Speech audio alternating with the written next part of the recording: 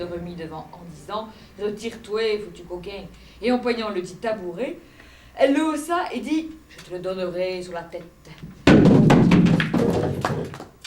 Qu'est-ce que c'est ?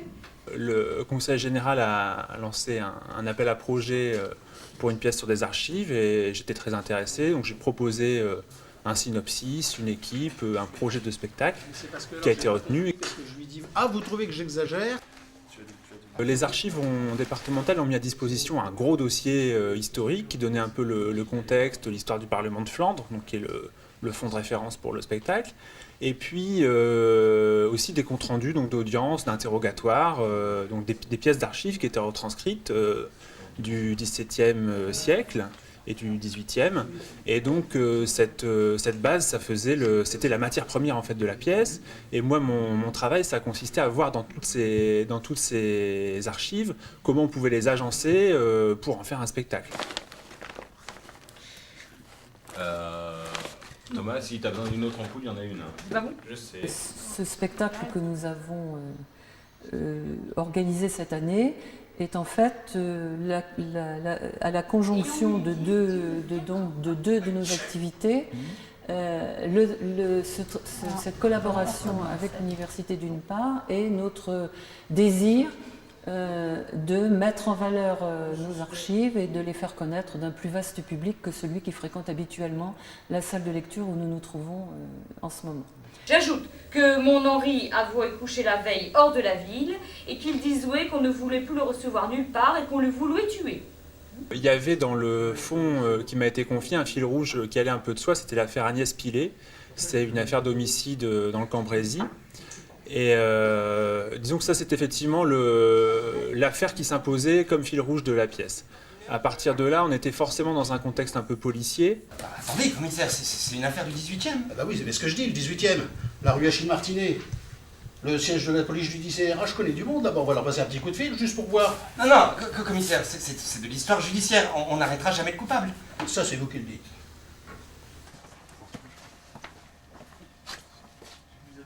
Une affaire rocambolesque, c'est vrai, et sur la thématique vraiment de la preuve, puisque c'est une affaire qui se passe à Cambrai au XVIIIe siècle, en 1718. Cette femme qui vit avec son mari et ses deux enfants, deux petites filles, une de 5 ans et demi et une de 3 ans, je crois, une nuit décide de prendre un couteau de cuisine dans l'armoire et d'égorger son mari pendant qu'il est en train de dormir et de traîner le corps du mari en train de se débattre dans le petit caveau à côté.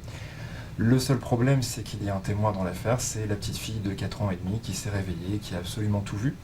Donc l'affaire pose déjà la question, quelle parole accorder à un enfant, quel crédit donner au témoignage d'une petite fille de 5 ans, de 4 ans et demi. L'intérêt, c'est de montrer comment, à travers ces vieux papiers, on arrive à faire revivre une société qui n'existe plus, à voir comment elle fonctionnait, puis à se rendre compte que certains problèmes sont encore toujours d'actualité, même s'ils se présentent aujourd'hui sous un jour un peu différent. On nous dit que le dit Henri Bunicourt avait été trouvé pendu. Et au même endroit, nous y avons remarqué quantité de sang couvert de cendre et que le pavé y avait été frotté. Autrement dit, il semblerait bien que quelqu'un ait tenté de maquiller les preuves d'un homicide. D'abord, c'est intéressant en soi, c'est la mémoire. Et en plus, on voit que c'est toujours d'actualité.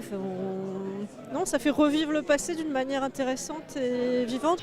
Arrêt définitif du Parlement de Flandre du 20 janvier 1719.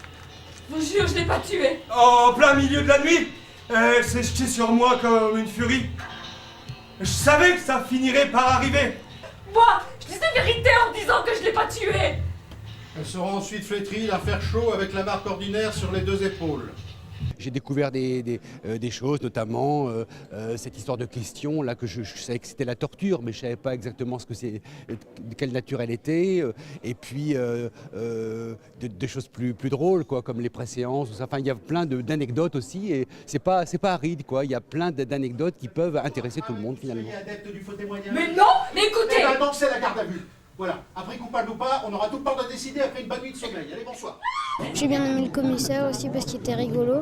Ouais. C'était très drôle, je m'attendais à quelque chose de moins drôle, de plus austère.